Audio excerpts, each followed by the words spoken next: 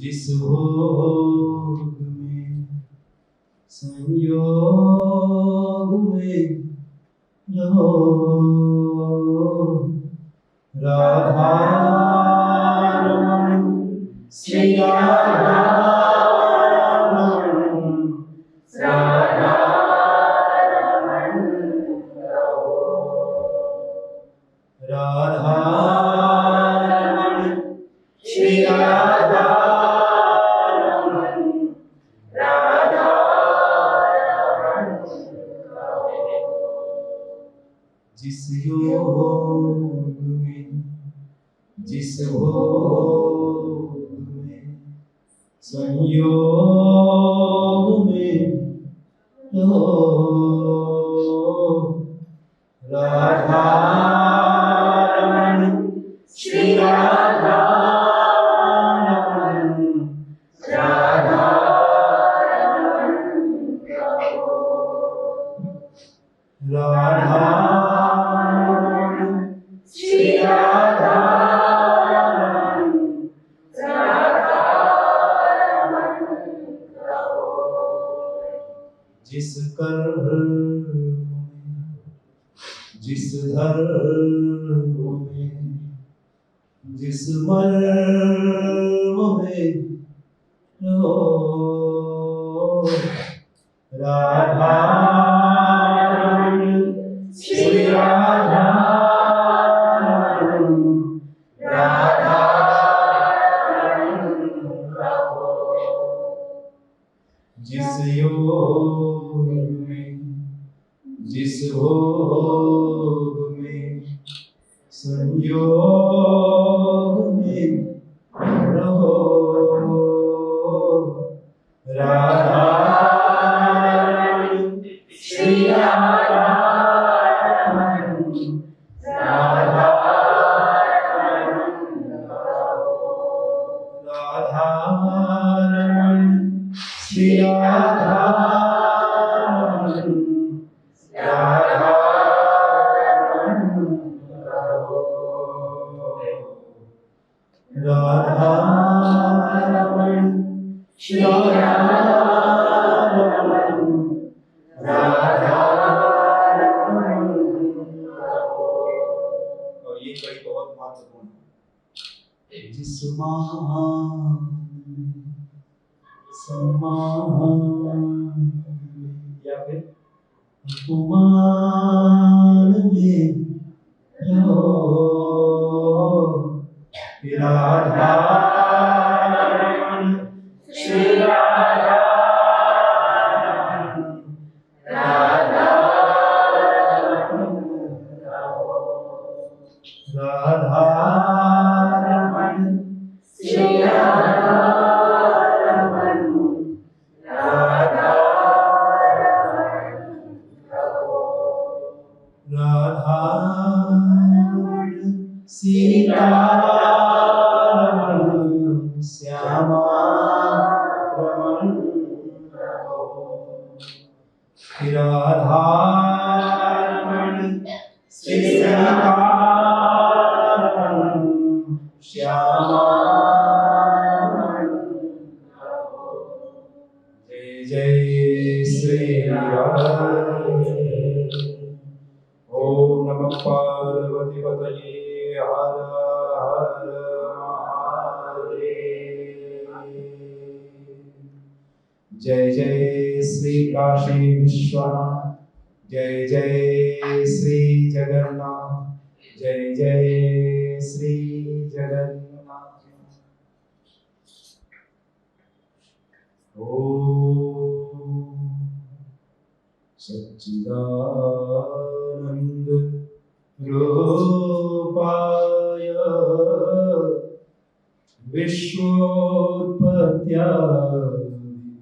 Hathaway तापत्रय विनाशाय श्री कृष्णाय वयं नमः श्री कृष्णाय वयं नमः। गुरुर्ब्रह्मा गुरुर्विष्णु गुरुर्देवो महेश्वर गुरु साक्षात् परब्रह्म तस्मै श्री गुरवे तस्मै श्री गुरवे तस्मै श्री गुरवे नमः। सभी लोग एक बार हाथ उठा करके एक साथ उच्चारण करें। जय जय श्री राधे। हाथ बहुत छोटा है, आवाज यहाँ तक पहुँच नहीं रही, थोड़ा आवाज यहाँ तक आगे जाए। जय जय श्री राधे। क्या अभी हमको लगा कि आपको अल्पाहार स्वल्पाहार नाश्ता भोजन सब किए, ये तो लग रहा था केवल जल की कुछ बूंदे ग्रहण कर लिया। बहुत बढ़िया। करुणालय वरुणालय अखंड ब्रह्मांड के अधिनायक कण कण के शंकर भगवान काशी विश्वनाथ और इस संसार के समस्त कणों में विराजमान समस्त भूतों के समस्त मनुष्यों के समस्त जीवों के नाथ जगन्नाथ भगवान की कृपा के फलस्वरूप आज का यह पावन अवसर द्वादशी तिथि में भगवान जगन्नाथ के सानिध्य में प्राचीन ऐतिहासिक नगरी कटक की धरती पर और जिसका नाम क्रांति मीडिया नाम ही क्रांति उड़ीसा जिसका नाम ही है, ऐसे पावन स्थल पर क्रांति उड़ीसा मीडिया हाउस के इस प्रांगण में आप सभी भक्त श्रेष्ठ बाल वृंद से लेकर भाइयों बहनों एवं माताओं जिनमें भगवान जगन्नाथ का साक्षात स्वरूप मौजूद है, आप सभी लोगों को मैं काशी का कंकड़ रतन वशिष्ठ महाराज आप सबका इस पावन कथा में स्वागत वंदन एवं अभिनंदन करता हूँ। इस पावन सत्संग में चूंकि समय अत्यंत अल्प है, 1-2 घंटे के समय में प्रायः कथावाचक जो होता है उसको भूमिकाओं से ही उसका पेट नहीं भरता, तो कथा उसमें क्या कही जाए। लेकिन कहते हैं ना कि व्यास का अर्थ होता है जो सिंधु को बिंदु में भर दे और बिंदु को सिंधुमय कर दे। अर्थात एक छोटे से कोई भी बिंदु आप दे देंगे तो व्यास उसको इतना विस्तृत कर सकता है कि आजीवन उस पर कथा कर सकता है। और अगर आप कहें कि समय नहीं है तो वही व्यास संपूर्ण 18 पुराण, 4 वेद, 14 शास्त्रों का सार 2-4 लाइन में कह देगा। तो ये अपने ऊपर है और दूसरी चीज की समझने वालों के भी ऊपर है, श्रोताओं के ऊपर है। सबसे पहले हम समझते हैं कि कोई भी चीज सुनने के कितने लक्षण हैं, श्रोताओं के कितने लक्षण हैं। श्रोता के 3 लक्षण हैं। आप लोग यदि सत्संग कथा भजन सुनना चाहते हैं तो हालांकि सुने ही होंगे, फिर भी मैं आपसे यह बात बता देता हूँ। श्रोताओं के 3 लक्षण हैं। पहला है जिसको हम श्रोता कहते हैं। श्रोता का अर्थ है कोई बात सुनी गई और उसको कानों तक हम आने दिए, कानों तक यदि आने ही नहीं दिए तो सुनेंगे कैसे? मतलब कि हम पहले से ही इतना कुछ सुन रखे हैं कि हम अपने मन में बना लिए हैं कि हम कानों तक आने ही नहीं देंगे, तो फिर वो सुनना नहीं जा सकता। कानों तक आने देते हैं पहली बार, फिर कानों से उसको अपने अंदर चित्त में उतरने देते हैं, और चित्त में बुद्धि में जब वो उतरता है तो उस पर मनन करते हैं, विचार करते हैं, और विचार करके उसका सार ग्रहण करते हैं और फिर उसके जीवन में अपने उतारते हैं। श्रवण, मनन, चिंतन, निधिध्यासन, यह क्रम है। अगर इस क्रम को हम करते हैं तो हमारे जीवन में वो कथाएं उतरती, वरना कथाएं तो रोज हो रही और पहले की अपेक्षा कथाएं खूब बढ़ी, लेकिन फिर भी मानव समाज में, सनातन समाज में भी दुख का कोई कमी नहीं है। इसका मतलब है कि या तो कथा कहने वाले में कोई कमी है या सुनने वाले में कोई कमी है। कमी तो है कुछ। ये समझ में आया कि श्रोता जो विधिवत सुने और उसके पहले की जो भी बातें हैं, यानी आपने जो सुन रखा है उसको पहले साइड कर दीजिए, क्योंकि जिस श्रोता से, जिस वक्ता से आप कथा श्रवण करने जा रहे हैं, अभी पहली बार करने जा रहे हैं, तो पता नहीं वह बात वही कह रहा है या कुछ दूसरा कह रहा है, दूसरा कुछ कह रहा है। तो इसको बिना समझे आप बोलिए मत, यानी अपने मन में भी मत बोलिए। मन में बोलते हैं तो भी कथा नहीं सुन पाते, ध्यान से समझिए। जैसे कि किसी ने कहा कि भैया खरगोश जो है ना, इतना बड़ा था, तो सब लोग हंसने लगे और फिर उसको डांटने लगे। बोले अरे इतना बड़ा कोई खरगोश होता है? तो बोले भाई पूरी बात सुनो, अभी दूसरा हाथ नहीं लगाया, खरगोश इतना बड़ा, तो हाथ लगाने तो छोटा हो जाएगा, पूरी बात सुनो, समझ में आ जाएगी। ठीक है, पहुंच रही है बात?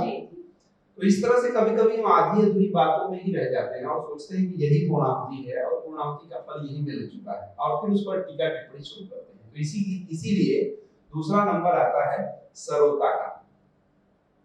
पहला श्रोता और दूसरा सरोता। सुपारी कौन खाता है? जो सुपारी खाता होगा उसके पास सरोता जरूर होगा। कतरनी क्या बोलते हैं? सरोता। तो वो दूसरा नंबर है सरोता का। मतलब बात आई नहीं कि सुपारी समझ के उसको काटे, अरे हो सकता है ये कटी हुई बात है पहले से ही, पहले इसको आने दो। तो श्रोता के बाद सरोता, जैसे कि जो ही कथा वक्ता कुछ कहता है, कुछ बोलता है, तो बहने धीरे से बगल वाली बहन से बात करती है, देख रही हूँ तो महाराज जी जो वृंदावन से आए थे ना, उससे बढ़िया तो ये नहीं कह रहे हैं, समझ नहीं होते। और उनका स्लोगन कुछ और था, इनका स्लोगन कुछ और, ये तो ऐसे बोलते हैं, वो ऐसे बोलते हैं, मतलब कुछ ना कुछ बात ऐसी करेगी कि बातें कट जाएंगी। तो दूसरा नंबर है सरोता, और तीसरा नंबर है सोता। सोता मतलब कि कथा में इसलिए आते हैं कि हमको थोड़ा आराम करना है, घर के झंझटों से थोड़ा नींद आ जाएगी। एक बाबूजी थे, वो बढ़िया से आके कथा सुन रहे थे, अभी ज्ञान की बात शुरू होगी, अभी केवल आप लोगों को कुछ रुचिकर, पहले क्या होता है बच्चों को टॉफी देते हैं, टॉफी टॉफी टॉफी, तो करके वो पास में आएगा तब तो कुछ बात करेंगे उससे समझने में। तो बोले कि भाई एक बुजुर्ग थे, वो बढ़िया से कथा प्रतिदिन सुनते थे, और इतनी बढ़िया कथा सुनते थे कि सबसे अंत तक वो कथा सुनते थे, और महात्मा जी जो कथा कह रहे थे बड़े खुश हुए, बड़े प्रभावित, बोले वाह भाई वाह, ऐसा तो श्रोता ही नहीं मिला आज तक। तो एक दिन लास्ट दिन जब हुआ तो देखे तो बीच में जो बांस का गड़ा था, उसी के पास वो महाराज जी एकदम समाधि में लीन थे, बाबा जी, और कथा कह के वक्ता महोदय जब अंत में उस दिन सोचे कि आज मैं मिलूंगा इनसे, आखिर कितना लीन हो जाते हैं, तो गए तो बोले दादा दादा दादा उठे, उठ करके देखे महात्मा जी को, तो प्रणाम किया, बोले कि आप तो बड़े हमारे परम भक्त हैं, आप तो तल्लीन हो जाते हैं कथा। बोले हाँ महाराज जी, आपकी कथा बहुत प्यारी है। बोले कितनी प्यारी होती है, आपने आज क्या सुना? बोले इतनी अच्छी कथा है कि एक बार भी नींद नहीं टूटी आज। आई तो पूरी नींद आई। क्या है कि बच्चे घर में तंग करते हैं, बहू है परेशान करती है, यहाँ आता हूँ बढ़िया नींद। धन्यवाद महाराज। महाराज जी भी अपने मुंह पे थप्पड़ मारे कि पता नहीं मैं क्या सोच रहा था, ये तो समाधि में लीन हो जाता और ये तो आराम से निद्रा ले रहे हैं, सामान्य नींद ले रहे हैं। तो श्रोता, सरोता और श्रोता, सबसे पहले तो ये ध्यान रखना चाहिए कि जब भी हम किसी पवित्र स्थल पे जाते हैं, जहां संत पहुंचते हैं वही पवित्र स्थल होता है। जहां जहां विप्र चरण चली जाई, तह समान अमरावती नाई। जहां पर एक ब्राह्मण, एक श्रेष्ठ का, एक गुरुजन का चरण केवल पड़ जाता है, उसको कहते हैं कि वैसा अमरावती भी नहीं है, स्वर्गपुरी भी वैसा नहीं। इसलिए कहा कि अन्य क्षेत्रे कृतं पापं पुण्य क्षेत्रे विनश्यति, अपुण्य क्षेत्रे कृतं पापं वज्रलेपो भविष्यति। अन्य क्षेत्र में यानी अन्य स्थान पर यदि आप पाप करते हैं तो आप इतना समझ लीजिए कि यहाँ आने पर, सत्संग में आने पर पाप कट जाएगा। अगर कहीं और पाप करके भी आए हैं तो सत्संग में बैठने का इतना बड़ा महिमा है कि आपका पाप कट जाएगा। लेकिन कह रहे हैं कि यदि सत्संग में, गुरु संग में पाप कर दिया तो क्या होगा? वज्रलेपो भविष्यति, वज्रलेप हो जाएगा, यानी कि वह अमिट हो जाएगा, वो कभी मिटने वाला नहीं होगा। इसलिए यह ध्यान रखना होगा कि जब हम सत्संग में आए तो पूरा ध्यान रखें कि पूरा सुने, दूसरे से बात न करें। और ये जो भस्मासुर महाराज हैं, ये किसके? आपके? ये मोबाइल किसी का है? तो ये भस्मासुर महाराज को थोड़ा दूर रखा जाए। भस्मासुर की कहानी तो आप जानते हैं। भस्मासुर ने भगवान शिव से वरदान लिया और लेकर के उन्हीं का वरदान उन्हीं पर प्रैक्टिकल प्रयोग करना शुरू किया। ठीक है, सुने हैं कि नहीं कहानी? चलिए, कोई सुना है, कोई नहीं सुना है, बस इतना मतलब समझिए कि कहानी कहने लगेंगे तो फिर बहुत समझ आएगा। ज्ञान की बात कुछ करनी है, ठोस बात है। बस मूल बात यही है कि भस्मासुर एक ऐसा राक्षस था जो तपस्या किया भगवान भोलेनाथ का। जब भगवान भोलेनाथ प्रसन्न हो गए तो बोले वरदान दीजिए। तो वरदान क्या दिया कि जो तुम किसी पर भी हाथ रख दोगे तो वो भस्म हो जाएगा। तो उसने सोचा कि बस पार्वती जी से विवाह करना था उसको, तो बस भोलेनाथ को ही भस्म कर दो, भोलेनाथ पर ही प्रयोग करना शुरू कर दो। उसने सोचा कि पहले आप ही पर प्रयोग करके देख लेता हूं ये वरदान सिद्ध है या नहीं। ठीक है, तो ये मोबाइल तो आप लेते हैं अपने सौष्ठव के लिए, अपने विकास के लिए, लेकिन ध्यान से देखिएगा मेरे प्यारे, क्या ये मोबाइल आपके जीवन का जहर नहीं बन गया है? ध्यान से देखिएगा, क्या ये आपके बच्चों की कुसंस्कारों की जननी नहीं हो रहा है? ध्यान से देखिएगा, क्या ये आपके रिश्तों के बीच में दीमक की तरह घुस करके बैठा नहीं है? ध्यान से देखिएगा, क्या ये अश्लीलता का बाजार खूब अच्छे से प्रचारित प्रसारित ये आपका भस्मासुर नहीं कर रहा है? इस बात को खूब ध्यान से समझिएगा, आपको समझ में आएगा कि ये मोबाइल जिसको आप विकास के नाम पर यूज कर रहे हैं, कहीं ये आपका विनाश तो नहीं कर रहा है? यह भी ध्यान रखिएगा। यह मोबाइल अत्यंत उपयोगी है, लेकिन उस व्यक्ति के लिए उपयोगी है जो वास्तव में योगी है। योगी के लिए यह निश्चित रूप से उपयोगी है, लेकिन भोगी के लिए यह विनाशकारी कार्य बन रहा है। आज के बाल मन पर कितना दुष्प्रभाव पड़ता है इस मोबाइल का, कितनी गंदी गंदी फिल्में आती हैं। आपने कभी इसको महसूस किया है? कभी इस पर ध्यान दिया है? आपका बालक वह फिल्में देखता है, वह पिक्चर देखता है, और उसमें कितने विचित्र हिंसात्मक सीन दिखाए जाते हैं, विद्रोहात्मक सीन दिखाए जाते हैं, व्यसनात्मक सीन दिखाए जाते हैं, यहाँ तक कि इतनी अश्लील सीन दिखाए जाते हैं, दृश्य दिखाए जाते हैं कि शायद कल्पना करिए एक सभ्य व्यक्ति कभी भी अपने परिवार के बीच में मोबाइल देख नहीं सकता। मैं गलत हूं क्या? आप अपने बच्चों को वह मोबाइल दे करके और उसी से शिक्षा दीक्षा करवा रहे हैं और फिर बाद में आप ये अपेक्षा भी करते हैं कि मेरा बच्चा बहुत संस्कारी होगा। भूल जाइए। गांधी जी को जानते हो? अपरिचित तो है नहीं। कितने ऐसे व्यक्ति यहां पर हैं जिनके पास गांधी जी न हो? कोई है?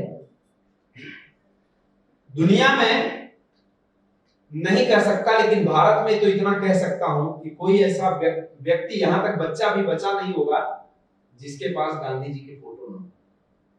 क्या मैं गलत कह रहा हूं? आपके नोटों पर अगर गांधी जी नहीं छपे हैं तो नोट नकली। सही बात है।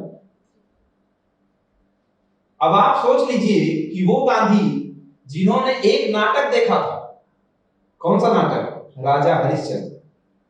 हरिश्चंद्र नाटक देखा, सत्यवादी हरिश्चंद्र का, और उस दिन से उन्होंने सत्य बोलने की प्रतिज्ञा ली और उनका पूरा जीवन बदल जाता है। ध्यान से समझिएगा, एक नाटक देखने से पूरा जीवन बदलता है। गांधी जी हो जाते हैं और आपके पास गांधी जी का वो फोटो ना हो तो आपका जीवन बेकार लगता है। तो आपका बच्चा जो हमेशा हरिश्चंद्र नाटक के बजाय क्या क्या देखता है? गंदी गंदी सीने देखता है, दुर्व्यसन देखता है, दुर्व्यवहार देखता है, नशाखोरी देखता है, जमाखोरी देखता है, भ्रष्टाचार देखता है, दिन रात गंदी चीजें देख रहा है। वो बच्चा कैसे पवित्र हो सकेगा? तो मेरे प्यारे, सनातन धर्म का सिद्धांत समझिए। और सबसे पहला सूत्र निकल कर आया इस प्रोग्राम से, इस कार्यक्रम से, कि मोबाइल अपने बच्चों को तब दीजिए जब वो समझदार है, और उसको समझा कर दीजिए क्या देखना है क्या नहीं देखना। उसके पहले उसको मोबाइल देने की जरूरत नहीं। अगर उसके पहले आपने मोबाइल दिया तो इतना समझ लीजिए कि आप बिना पैसा खर्च किए या पैसा खर्च करके भी अपने बच्चों को कुसंस्कारी बना रहे हैं और अपने ही जीवन का खतरा बना रहे हैं। ठीक है, ये मोबाइल से बात आई, इतना समझ में आया।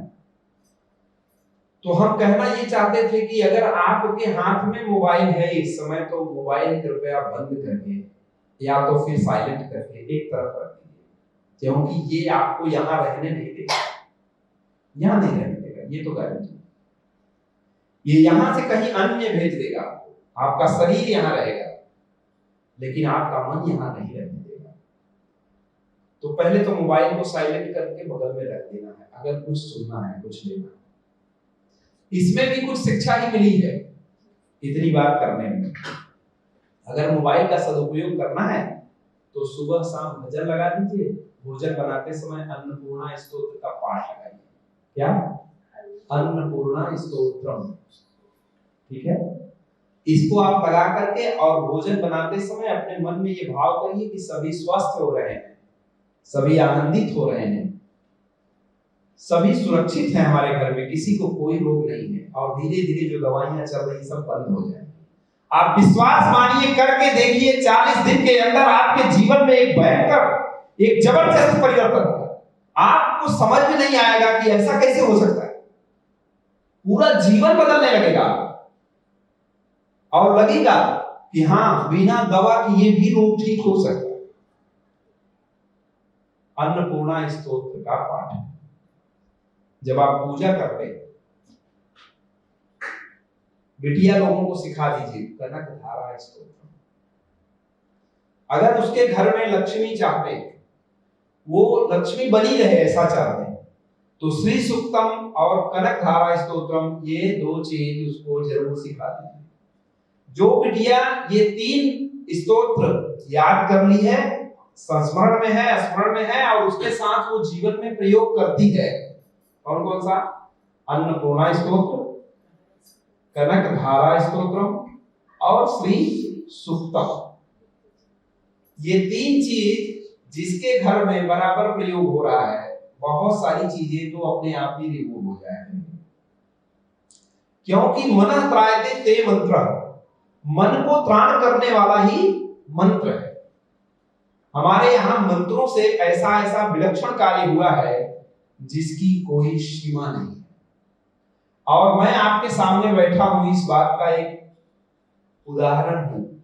मैं इसलिए नहीं कह रहा हूं कि मतलब मैं अपनी बात कर रहा हूं, मैं इसलिए कह रहा हूं कि आपको भी उस बात में रुचि हो, उत्सुकता हो और आप भी करके देख लें। मैंने मंत्र का प्रयोग करके, जैसे गर्भ में बच्चा आया और 9 महीने तक एक भी दवा नहीं खाना पड़ा, बिना ऑपरेशन के डिलीवरी हुई, क्रिटिकल से क्रिटिकल पोजीशन में, इसको मैंने मंत्रों से करके देखा है, स्वयं करके देखा है, प्रयोग करके देखा है।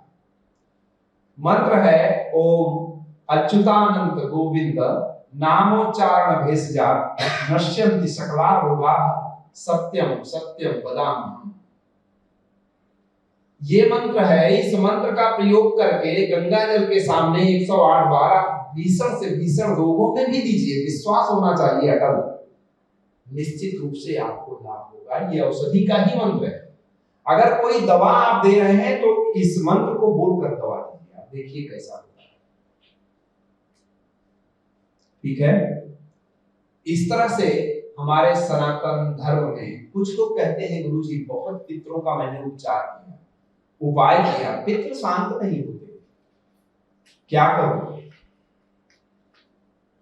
पितरों के लिए? मैं कहता हूं कि भाई ध्यान से देखो, आप पितरों को संतुष्ट रखने के लिए कुछ करते हैं या पितरों को नाराज करने के लिए कुछ करते हैं? पहले इसका समीक्षा करें। तो ध्यान से आप देखिए कि आपके जो दादाजी हैं, दादाजी के जो मित्र हैं, उनसे आपका दादाजी से और दादाजी के मित्र से यदि संगठन है और उनकी बात मानते हैं, तब तो आपके पिताजी और दादाजी खुश रहेंगे। ठीक है। लेकिन दादाजी के जो दुश्मन है, अगर उनसे आपकी मित्रता हो जाती है, आप उनको फॉलो करते हैं, अपने दादाजी को फॉलो नहीं करते, तो क्या होगा? पितृ नाराज होंगे। तो हम सबों के पितृ जो है भगवान विष्णु है, हमारा शास्त्र है असली मूल। इसके बाद अंग्रेजों ने और मुगलों ने आकर के हम लोगों को तोड़ा मरोड़ा, सबको अलग अलग कर दिया, बहुत कुछ डिस्टर्ब किया। जो हमारे शत्रु थे, प्रबल शत्रु, वो अंग्रेज है, और उन अंग्रेजों का आज हम पूरी तरह से फॉलोअप लेते हैं।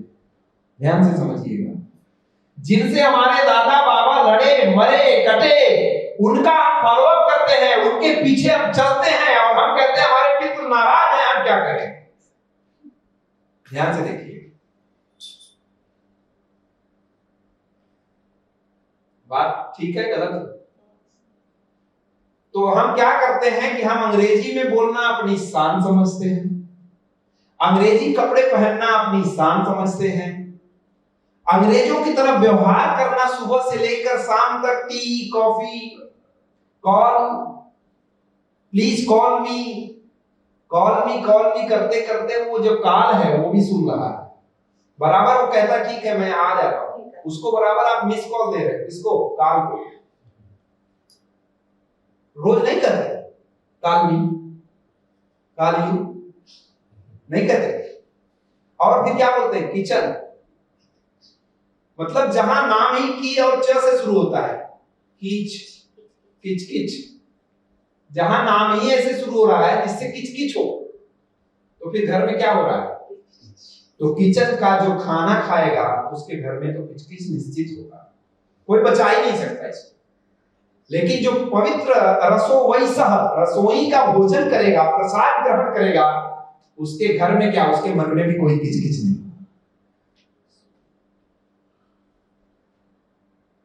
ठीक बात है।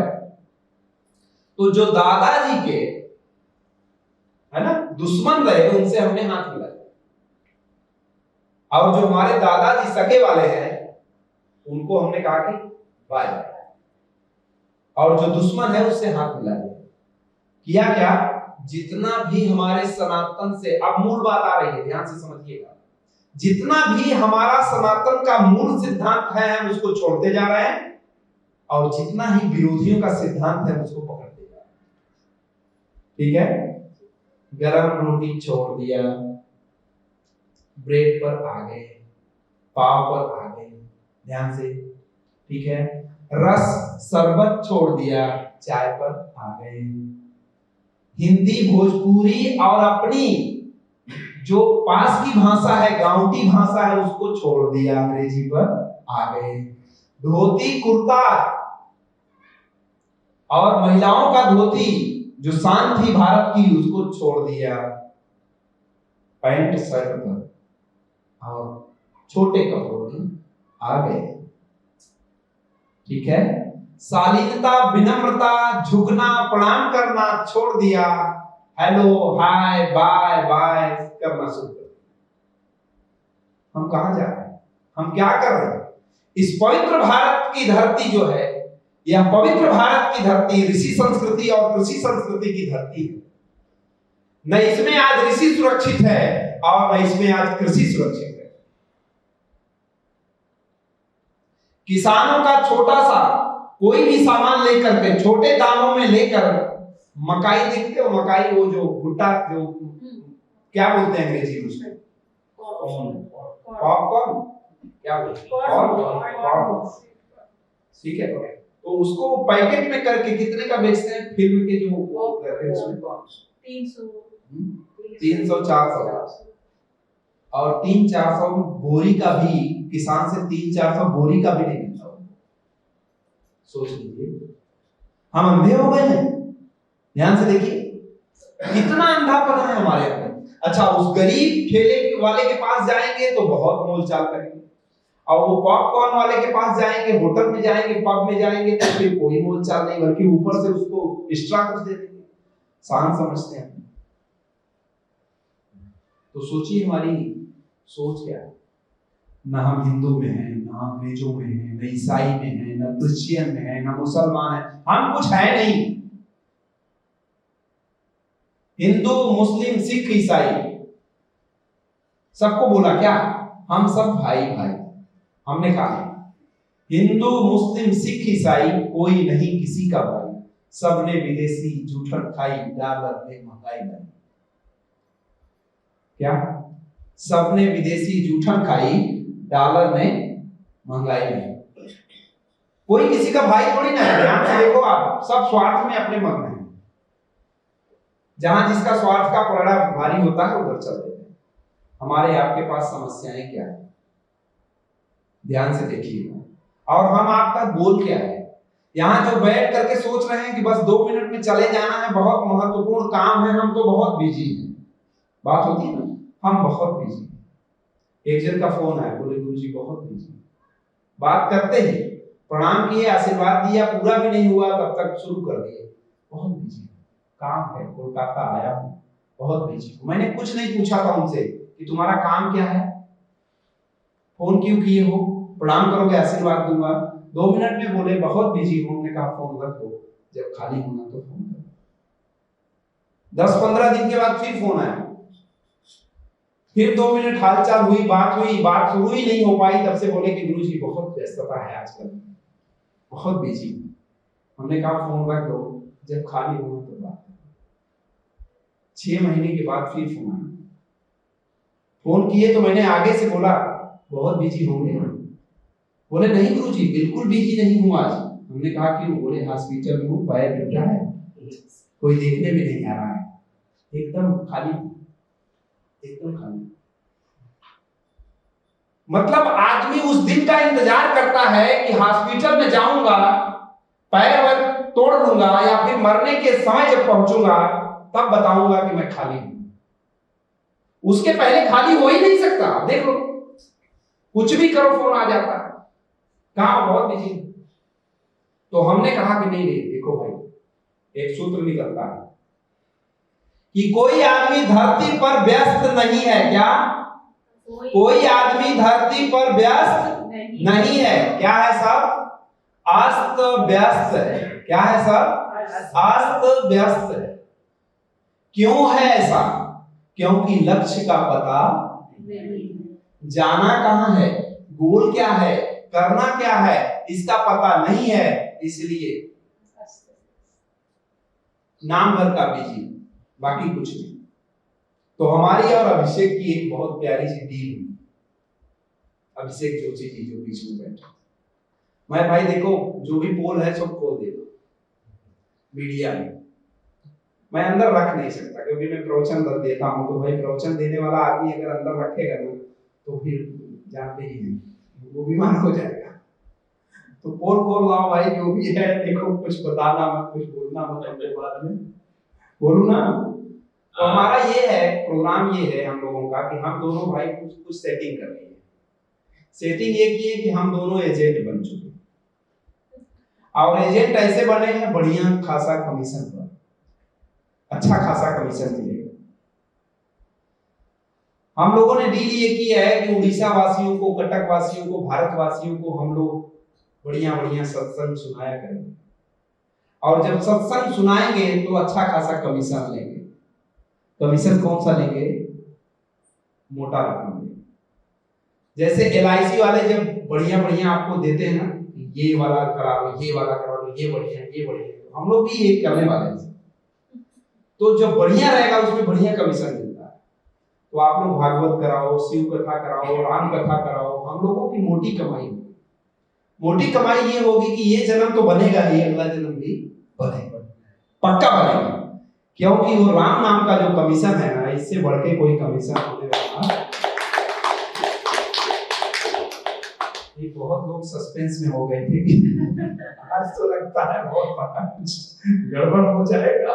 ऐसा कुछ होगा नहीं, क्योंकि कितना भी गड़बड़ हो जाए साधु मदिरा तो नहीं पिएगा, है ना? तो सीधी सी बात है कि नारद जी को भी मोटा कमीशन मिलता है। भाई ध्रुव को दीक्षा दे दिए, प्रहलाद को दे दिए, उनको दे दिए, उनको दे दिए, उनका काम ही है जाके राम नाम का पूरा प्रोग्राम बताते हैं, पूरा मैनेजमेंट बताएंगे और उसकी पूरी प्लानिंग करेंगे, तो उनका कटेगा कि नहीं कुछ फंड सर्विस? तो ऐसे ही हम लोगों की तो कटने वाली, कटक में नहीं कटेगी तो और कहां कटेगी? काशी से आएगा, कटक में नहीं कटेगी तो और कहां कटेगी? बोले वृंदावन बिहारी लाल की जय, जय श्री राधे। ओम नमः पार्वती पतये, हर हर महादेव। लगता है आनंद नहीं आ रहा, एक बार जय जय श्री राधे। तो हम ये कह रहे थे कि अंग्रेजों ने जो काम किया था हम उसको और आगे बढ़ा रहे हैं। हम अपने पर नहीं आ रहे हैं, हम उसी को आगे बढ़ा रहे हैं। क्या अंग्रेज अंग्रेजी सिखा कर गए? अंग्रेजी कम हुआ सीखना कि ज्यादा? अंग्रेज अंग्रेजियत सिखा के गए, कम हुआ कि ज्यादा? पैंट शर्ट पहनना बढ़ गया कि कम हुआ? सब कुछ बढ़ गया। और हम कहते हैं कि हम आजाद हैं। किस चीज से आजाद हैं आप? किस चीज से आजाद? अंग्रेजों से नहीं है, हम किसी भी चीज से आजाद नहीं है। हम अंग्रेज हो गए हैं स्वयं, कहां आजाद? हम देसी अंग्रेज हैं, काले अंग्रेज और वो गोरे अंग्रेज। गलत तो नहीं कह रहा हूं? हम काले अंग्रेज हैं, वो गोरे अंग्रेज। हम अंग्रेजों के उन शरीरों से तो आजाद हो गए, लेकिन उनकी रूहानी ताकतों से आजाद नहीं हो पाए, उनकी रस्मों रिवाजों से आजाद नहीं हो पाए। अपनी संस्कृतियों को छोड़कर उनकी कुसंस्कृतियों को अपना लिए, और आज हमारी सुसंस्कृतियों को अपना करके फिर से सनातनी बन रहे। वो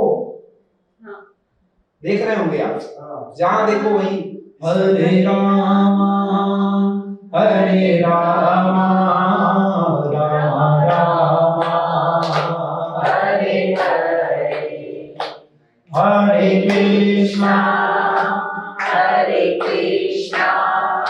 कृष्णा कृष्णा हरे हरे, हरे राम राम राम हरे हरे, हरे कृष्णा कृष्णा कृष्णा हरे हरे। बोले सच्चिदानंद भगवान की जय। वृंदावन बिहारी लाल की जय। हम चाहते तो आप लोगों को बहुत कथाओं में रिझा कर डुबो कर ले चलते, लेकिन उसके लिए समय नहीं है, हमने पहले ही कहा। उसमें तो बहुत आनंद आएगा आप लोगों को, लेकिन चूंकि मैं कुछ देना चाहता हूँ तो उसके लिए बहुत बड़ी बड़ी कथाओं का समय नहीं है। अब देखिए 5 बात हमको समझनी है। बोले समस्याएं तो ठीक है, बहुत सारी हैं, इसका निवारण क्या है? क्योंकि हर आदमी ये जानना चाहता है कि समस्या तो सभी जानते हैं, आप दोहरा रहे हैं उसको, या ध्यान नहीं था ध्यान दिला रहे हैं बस, लेकिन ये बताइए कि उसका निवारण क्या है।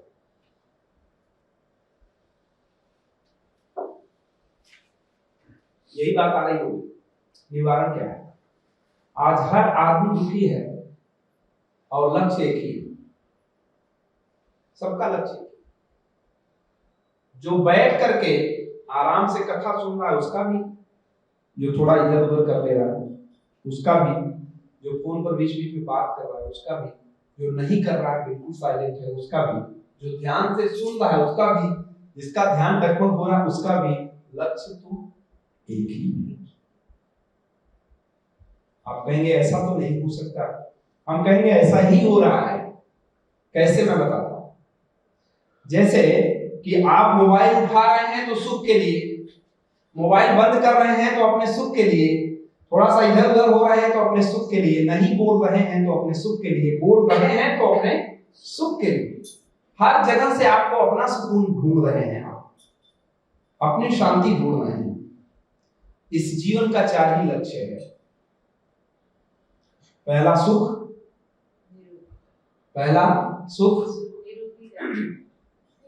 दूसरा सुख शांति, पहला सुख 4 ही लक्ष्य है। पहला सुख, दूसरा शांति, तीसरा संतोष, चौथा आनंद। ये 4 लक्ष्य हैं। ध्यान से देखिए, पहला सुख, दूसरा शांति, तीसरा संतोष, चौथा आनंद।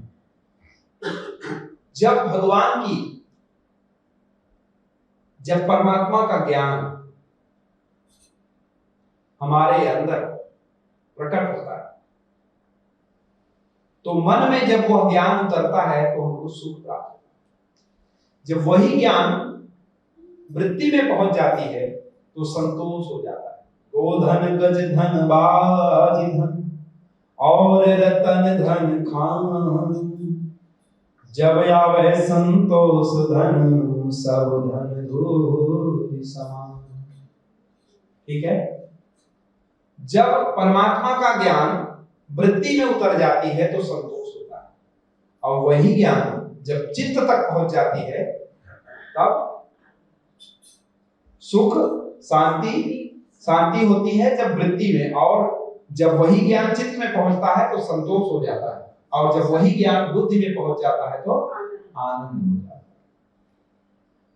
जिसको आप बुद्धिमान कहते हैं कि बहुत बुद्धिमान है, वो बुद्धिमान नहीं है, वास्तव में वो चालाक।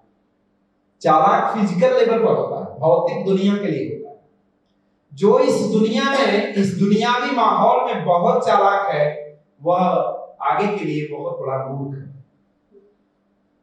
आप लोग देखते होंगे कि अरे मैं कहाँ इस भजन कीर्तन में और इस अध्यात्म में पागल हुई जा रही हूँ, बगल वाला तो रोज गाड़ी ले रहा है, नई नई साड़ी खरीद रहा है ना। ऐसा होता होगा मन में, कई बार ऐसा होता है, भक्तों के मन में ऐसी बातें आती है कि क्या करें।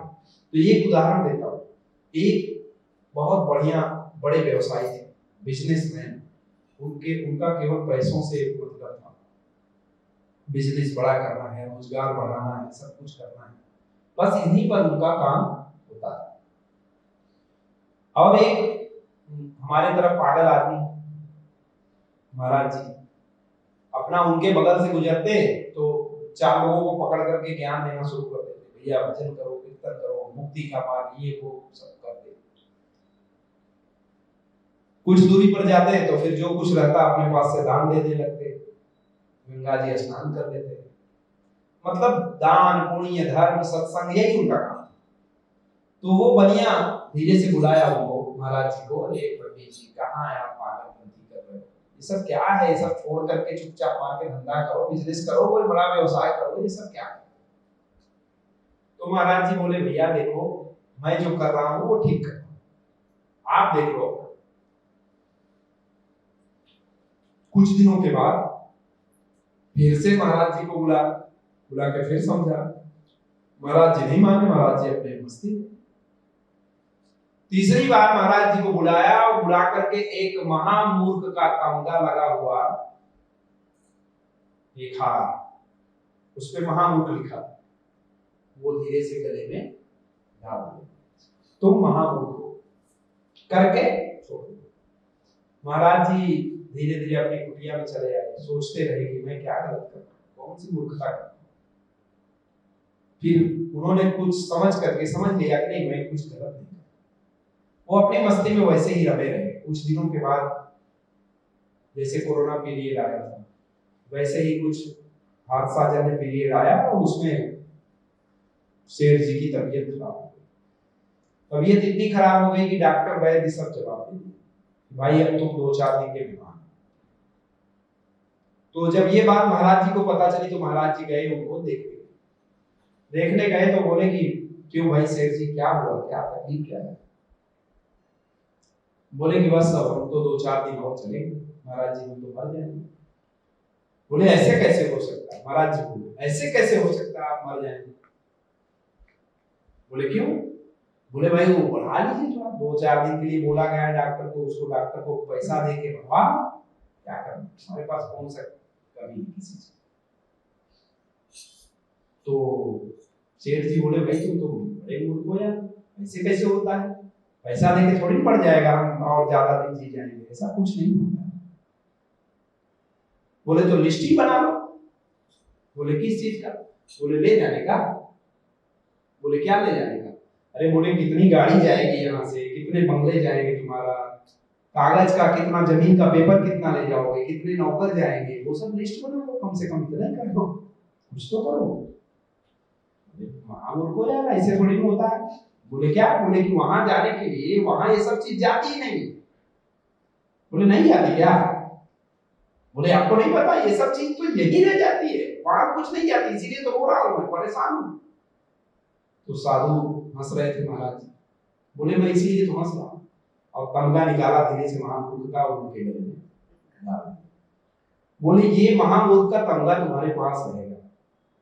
बोले क्यों महाराज जी, बोले इसीलिए जो अभी तुमने कहा, वहां जो चीज नहीं जाती तो उसके लिए पूरे जीवन लड़ते रहे, मरते रहे, छल कपट प्रपंच चोरी सब कुछ करते रहे, जो यही छूट जाना है उसके लिए तुम इतनी लड़ाई लड़ते रहे, और जो वहां जाना है उसके लिए मैं प्रयास करता रहा तो तुम हमको मूर्ख कहते रहे। तो असली मूर्ख कौन है, जो दुनिया में सबसे बड़ा चालाक है वो वहां के लिए सबसे बड़ा मूर्ख है, जो वहां के लिए बुद्धिमान है वो यहाँ के लिए मूर्ख हो सकता है, यहाँ के लिए भोला हो सकता है, यहाँ के लिए उसको लोग ठग सकते हैं।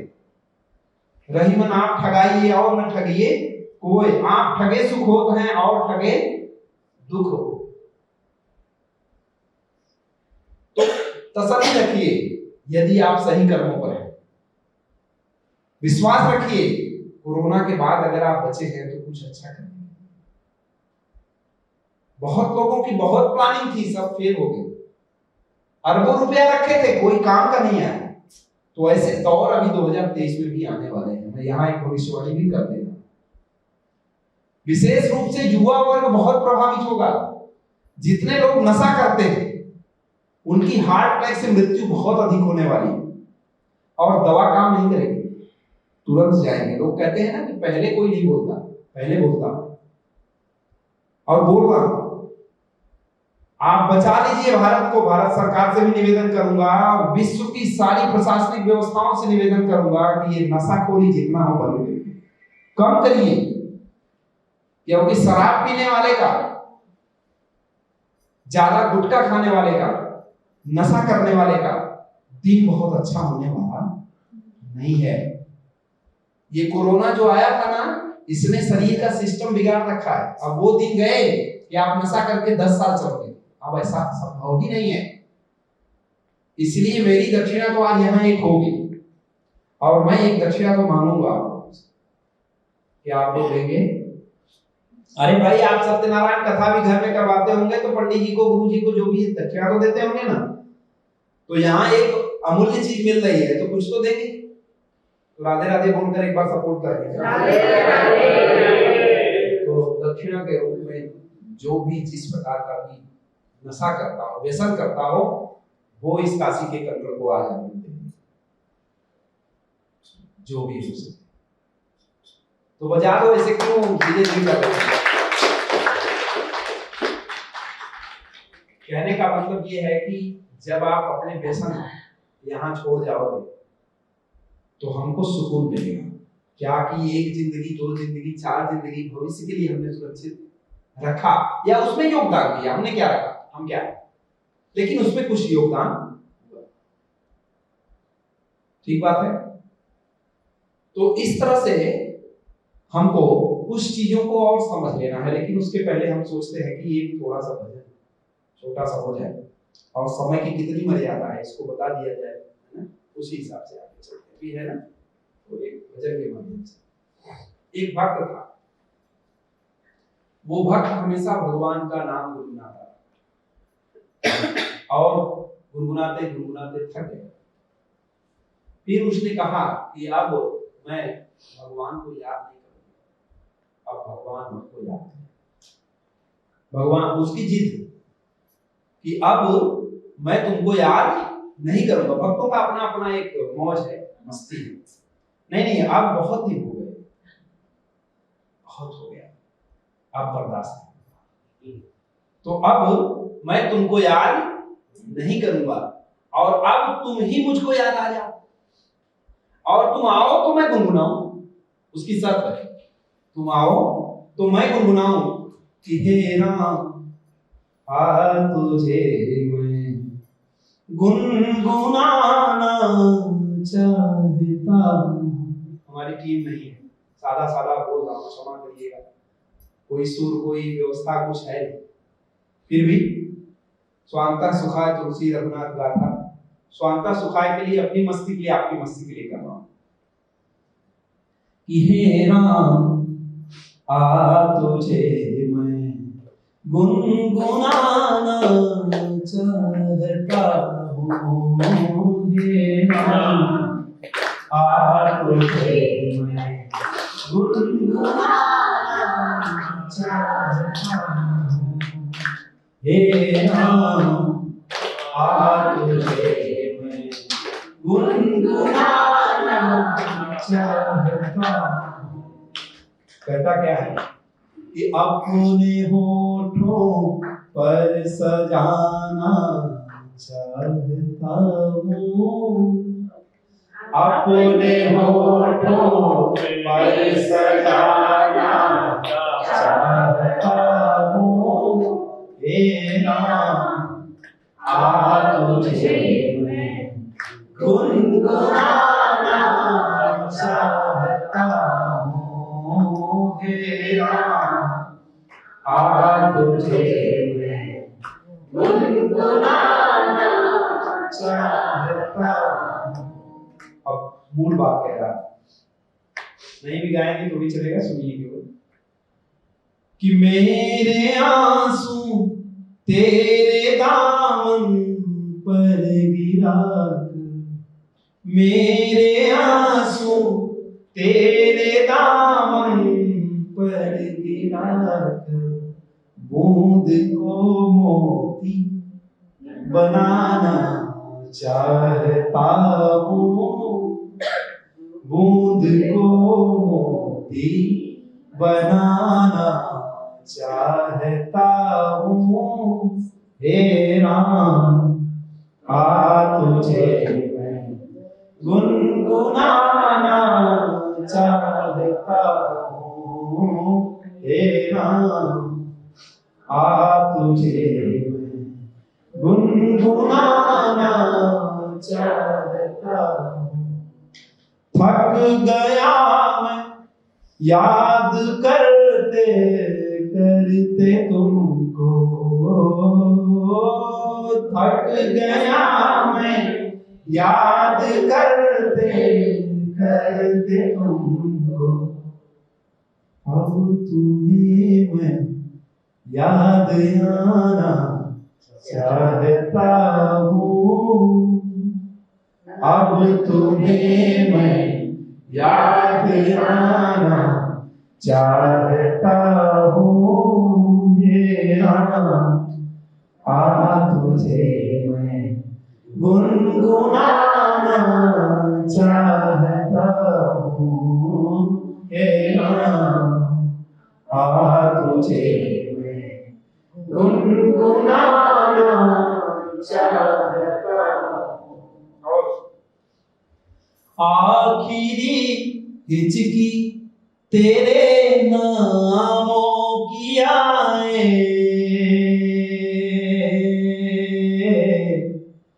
आखिरी हिचकी तेरे नामों की आए,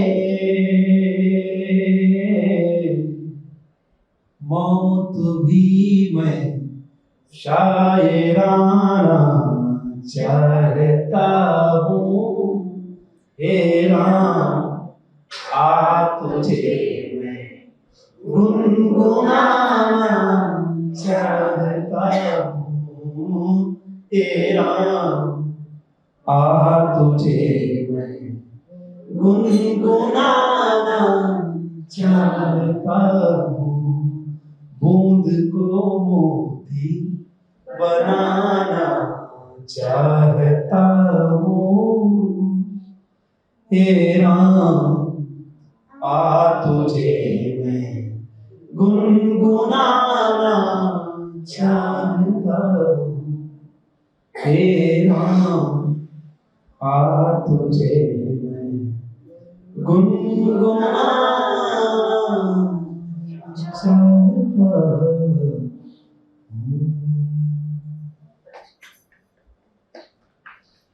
जय जय श्री राम।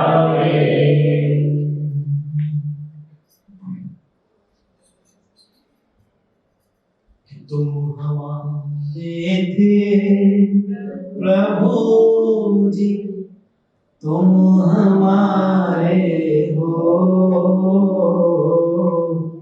तुम हमारे ही रहोगे, ओ मेरे प्रियतम, तुम हमारे थे प्रभु जी, तुम हमारे हो, तुम हमारे ही रहोगे, ओ मेरे प्रियतम, ओ मेरे प्रियतम। हम तुम्हारे थे प्रभु जी, हम तुम्हारे हैं, हम तुम्हारे ही रहेंगे, ओ मेरे प्रियतम, ओ मेरे प्रियतम। तुम हमारे थे प्रभु जी, तुम हमारे हो, तुम हमारे ही रहोगे, ओ मेरे प्रियतम, ओ मेरे प्रियतम। बोलिए सच्चिदानंद भगवान की जय। आनंद आ रहा है? इतना ऐसे काम के हाथ ऐसे ऐसे करके थोड़ा सा ऐसे फैला के जय जय श्री राम। यहाँ न लाखों की भीड़ है और न बगल में सरंगी शिकार, लेकिन फिर भी आनंद आ रहा है। इसका मतलब हमको एक श्लोक याद आता है। नारद जी ने भगवान विष्णु से पूछा, नारायण से पूछा कि प्रभु आपका वास कहाँ है, आप रहते कहाँ? ओरिजिनल वाला एड्रेस दीजिए ना। कौन सा? ओरिजिनल वाला, असली वाला पता बताइए ना, कहाँ रहते, क्यों भ्रमित कर रखे हैं पूरे दुनिया में? तो नारायण ने कहा नाहं वशामि वैकुण्ठे योगिनां हृदयेन च कि मद्भक्ता यत्र गायन्ति तत्र तिष्ठामि नारद, तत्र तिष्ठामि नारद। नहीं मैं योगियों के हृदय में रहता और नहीं मेरा वास वैकुंठ लोक में। नारद जी ने कहा रॉन्ग नंबर, सारा गलत बता दिया, सबको पता दिग्भ्रमित कर दिया। आखिर रहते कहां? बोले जहां मेरे प्यारे भक्त मेरे नामों का इसी तरह जैसे आप लोग अभी कर रहे हैं, मेरे नामों का जहां गुणानुवाद होता है हे नारद, मैं वहीं रहता हूं। कि हरि शरणम हरि शरणम हरि शरणम हरि शरणम हरि शरणम हरि शरणम हरि शरणम हरि शरणम प्रभु शरणम प्रभु शरणम प्रभु शरणम प्रभु शरणम गुरु शरणम गुरु शरणम गुरु शरणम गुरु शरणम हरि शरणम हरि शरणम हरि शरणम हरि शरणम। जय। तो हम कह रहे थे कि सबका लक्ष्य एक ही है, लेकिन कितना सुंदर भजन है, भगवान से जोड़ लीजिए। कभी अगर इधर उधर से कुछ गड़बड़ आता भी हो ना तो उसको तुरंत अगर ठाकुर जी में कनेक्ट कर देंगे तो गड़बड़ नहीं हो। अब मेरा मन क्यों तुम्हें चाहे, बताओ। जो ही भगवान से कनेक्ट हुआ सारा पाप खत्म, ठीक है। क्योंकि पूरे दुनिया की समस्त नदियां कहां जाकर मिलती हैं? सागर में। कुछ भी कर लो, कुछ भी कर लो, अच्छा बुरा कितना भी बुरा कर लो, भगवान कहते हैं कि तू उतना पाप कर ही नहीं सकता जितना तू पाप करता है। उसका करोड़ों गुना क्षमा करने की औकात, उसके करोड़ों गुना क्षमा करने की क्षमता और क्षमता और उतना बल मेरे में है। तू कर लेना पाप जितना करना है, लेकिन लौट के आएगा तो नहीं, है कि नहीं? कुछ भी हो जाए अंत में यही आना, सबका मूल बात यही है। लेकिन अपने जीवन में हम लोगों को ध्यान में रखना है कि जैसे कि एक नदी बिना बांध के बाढ़ हो जाती, फ्लड। अगर बांध ना हो तो उसके अगल बगल में अगर बांध ना बने हो तो क्या होगा? फ्लड हो जाएगा, बाढ़ हो जाएगा, अगर बगल के रहवासियों को तकलीफ देगा, कष्ट देगा, पानी ही पानी हो जाएगा और वो सागर से भी नहीं मिलेगा। ठीक उसी तरह से एक मनुष्य बिना गुरु के बांधहीन है। जैसे नदी बिना बांध के बाढ़ हो जाती है, उसी तरह से बिना गुरु के एक मनुष्य का जीवन बाढ़ जैसा हो जाता है। वो केवल और केवल लोगों का नुकसान कर पाएगा। क्यों? क्योंकि वो अनुशासित नहीं होगा, और अनुशासन के दायरे में जब वो नहीं होगा तो वो परमात्मा रूपी समुद्र से भी नहीं मिलेगा। इसीलिए गुरु की आवश्यकता है।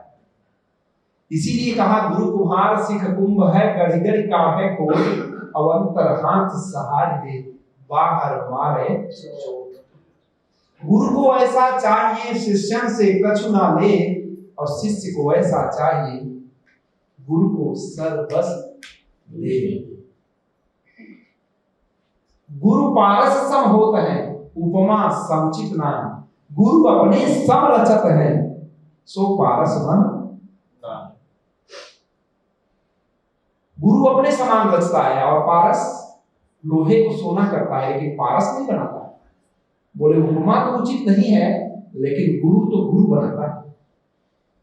इसलिए आवश्यक है गुरु बिन भवनि तरई न कोई, कि गुरु बिन भवनि भी तरई न कोई, जो बिरंच शंकर सम होई।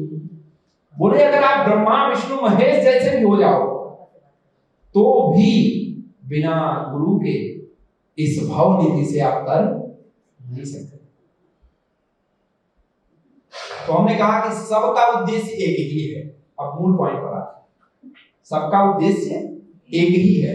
नाना प्रकार की नदियां समुद्र में ही मिल रही हैं। आपने ध्यान से देखा होगा कि कोई भी तारा सितारा नभ में जितने भी ग्रह नक्षत्र हैं, एक भी ग्रह नक्षत्र बिना अनुशासन के नहीं है। ध्यान दीजिएगा, अगर उसमें अनुशासनहीनता होती तो अब तक सृष्टि चलती नहीं, 2 सेकंड में खत्म हो जाता सब कुछ। सूर्य चंद्रमा से, मंगल बुध से, बुध बृहस्पति से, बृहस्पति शुक्र से और शनि बृहस्पति से सब मिल जाते या आपस में लड़ जाते और एक क्षण में ही पूरे ब्रह्मांड का प्रलय हो जाता, कुछ नहीं बचता। लेकिन क्या नियम है, क्या अनुशासन है पूरे जगत में, पूरे ब्रह्मांड में क्या गजब का अनुशासन है इस परमात्मा के द्वारा। और आप कहते हैं कि परमात्मा नहीं। कोई कहता है नास्तिक की भगवान नहीं है। अरे बोले थोड़ा देख तो प्यारे, थोड़ा आंखें तो खोल और ध्यान से देख। इस सत्ता में ऐसे ऐसे ग्रह नक्षत्र भी अपनी मनमानी नहीं कर सकते, एक मनुष्य को छोड़कर। पशु नियमित है, फूल नियमित है, पौधे अपने स्तर से विकास कर रहे हैं, मिट्टी अपने में समाई हुई है, सब कुछ निश्चित रूप से चल रहा है। एक मनुष्य को छोड़कर एक मनुष्य का व्यवहार कब अनिश्चित हो जाएगा, कब वो एक साधारण इंसान से हिंसक पशु का रूप ले लेगा, कोई कह नहीं सकता। केवल और केवल अगर पूरी दुनिया में, पूरे ब्रह्मांड में अगर किसी में गलतियां हैं, किसी में कमियां हैं, तो वो मात्र और मात्र मनुष्य में है, क्योंकि उसके अंदर विवेक है, कल्पनाशीलता है। कल्पनाशीलता नियंत्रण में रखने के लिए गुरु की आवश्यकता होती है, समाधान की आवश्यकता होती है। इसलिए आवश्यक है कि अगर हम आप इस धरती से, इस धरा से कुछ अच्छा करना चाहते हो, कुछ बढ़िया करना चाहते हो, तो अनुशासन में ही हो सकता है। एक उदाहरण लीजिए, यहाँ पर जो भी कुछ है अनुशासित रूप से रखी हुई है, आप भी अनुशासन में बैठे, हम भी अनुशासन में अपने दायरे में बैठे। और अगर यही सब अव्यवस्था के रूप में हो जाए, अनुशासनहीनता करने लगे, कैसा होगा? क्या कथा हो सकेगी? क्या सत्संग हो सकेगा? एक छोटा सा कार्यक्रम अनुशासन के बिना संपन्न नहीं हो सकता, एक घर नहीं चल सकता, आदमी भोजन नहीं कर सकता, और ये पूरा ब्रह्मांड मनुष्य अपने ढंग से मनमानीपना से चलाना चाहता है। क्या यह संभव है? और आप पूछते हो कि कोरोना और विपदा क्यों आई? इसीलिए आई क्योंकि मनुष्य अपने चरित्र से गिर गया है, चरित्र से पतित हो गया है। और पूरे ब्रह्मांड में, पूरे पृथ्वी पर जितनी भी पृथ्वियां हैं, अगर उनमें कोई धर्म है, मैं पृथ्वी की बात कर रहा हूं, ब्रह्मांड में अनंत पृथ्वियां भी हैं, अनंत गैलेक्सी हैं, और उन गैलेक्सी में जितनी पृथ्वी है और पृथ्वी में जितने देश हैं, उन सभी देशों में एक ही धर्म है, वो है सनातन धर्म। सनातन धर्म रहा है और हमेशा रहेगा। सनातन वही है जो था, जिसको बनाया नहीं गया, जिसको बनाया नहीं गया, जिसको बनाया जा सकता है मेरे प्यारे, उसको बिगाड़ा भी जा सकता है, और जो स्वयं से बना है वह सनातन है। अब आप किसी भी धर्म में उसको डिफाइन कर सकते हो, नाम अलग अलग हो सकते हैं, जो खुद से है उसको खुदा कहते हैं। लेकिन अभी क्या करते हैं? खुदा और भगवान के लिए दिन रात लड़ रहे हैं। मैंने एक डिबेट में कहा कि मेरे भोले बाबा तो अपनी रक्षा भैया स्वयं कर लेंगे। मौलवी साहब से बात हो रही थी, मौलवी साहब खुदा पर वही नुपुर शर्मा वाले बयान पर चल रहे थे। हमने कहा भैया आप खुदा का अर्थ तो बता दो, खुदा का मतलब क्या होता है? खुदा जो खुद से है, जिसका अस्तित्व किसी दूसरे ने नहीं बनाया, जो खुद से है उसके लिए लड़ रहे हो। सोचो, जिसका अस्तित्व स्वयं से प्रकट है, यह भगवान की सत्ता स्वयं से है या किसी ने बनाया है? बस तो उसके लिए क्यों लड़ रहे हो? बस इसको समझ लो, सनातन समझने का विषय है, लड़ने का विषय नहीं है। धर्म हर व्यक्तियों का एक ही है, उसका नाम है आनंद। आनंद ही सब व्यक्तियों का धर्म है, क्योंकि हर मनुष्य हर पल आनंद ही चाहता है और कुछ नहीं चाहता। और धर्म के बिना एक भी व्यक्ति कभी अलग रह ही नहीं सकता। आप देख लीजिए किसी को, क्या आनंद के बिना आप रह सकते हो? वो पंखे पर लटकने भी जाता है ना, तो भूलवश लटक जाता है, कभी जानबूझकर लटकता भी नहीं। वो अपने धर्म को छोड़ ही नहीं सकता आनंद को, और इसीलिए लटकता भी है कि अगर मर जाएंगे तो आगे आनंद मिलेगा, कम से कम इस दुख से छूटे। गलत बोला? इस बात को समझना है। हर समय सुख ही चाहिए, हर वातावरण में सुख चाहिए। इसलिए हमने कहा कि जिस देश में, जिस वेश में, परिवेश में रहो, राधा रमण राधा रमण राधा। हर परिस्थिति में, हर वेश में, हर देश में, हर मान अपमान सम्मान में, हर कर्म धर्म मर्म में, हर योग भोग संयोग में, जहां भी रहो वहां बस एक समान आचरण रखो, आनंदित रहो।